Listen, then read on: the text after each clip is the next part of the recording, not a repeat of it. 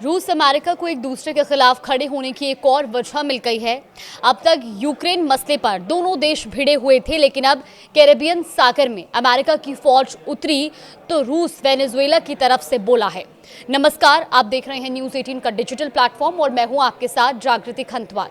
अमेरिकी रक्षा मंत्री पेटे हेगेथ ने शनिवार को कहा था कि कैरेबियन सागर में मादक पदार्थ तस्करी की नाव पर अमेरिकी सैन्य हवाई हमला किया गया है, जिसमें 3 लोग मारे गए।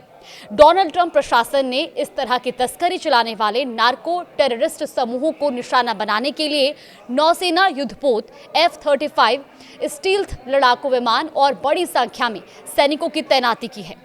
तो क्या सच में अमेरिका सिर्फ ड्रग ट्रैफिकिंग के चक्कर में इतनी सेनाएं सागर में उतार रहा है, या फिर इसके पीछे उसका गेम प्लान कुछ और ही है?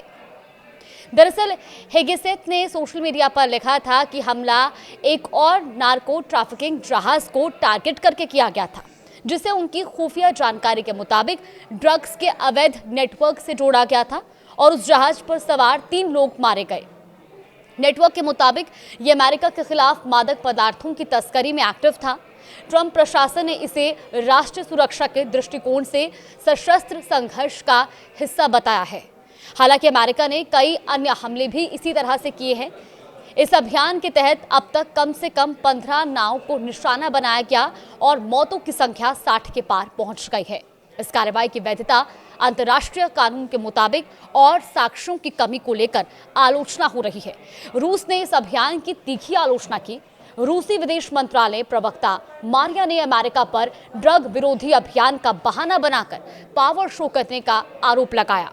उसने अत्यधिक सैन्य शक्ति प्रयोग करने का आरोप लगाया और इसे अंतर्राष्ट्रीय कानून का उल्लंघन बताया है। रूस ने वेनेजुएला के शासन का समर्थन जारी रखने का भी स्पष्ट संकेत दिया। इस तरह की सैन्य कार्रवाई से कैरेबियन और लैटिन अमेरिका देशों में संघर्ष और तनाव बढ़ने का खतरा है। संयुक्त राष्ट्र ने इसे निर्धारित प्रक्रिया के बिना हत्या कहा है और तुरंत रोक की मांग की है।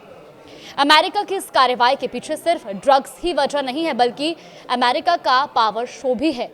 वो अमेरिका के बैकयार्ड कहे जाने वाले कैरेबियन यानी कि लैटिन अमेरिका, वेनेजुएला, क्यूबा और निकारागुआ देशों पर अपना वर्चस्व दिखाना चाहता है, क्योंकि यहाँ रूस और चीन की मौजूदगी लगातार बढ़ रही है। जब रूस को अमेरिका अलग थलग करना चाहता है, तब रूस और वेनेजुएला के बीच तेल और रक्षा सहयोग हो रहा है।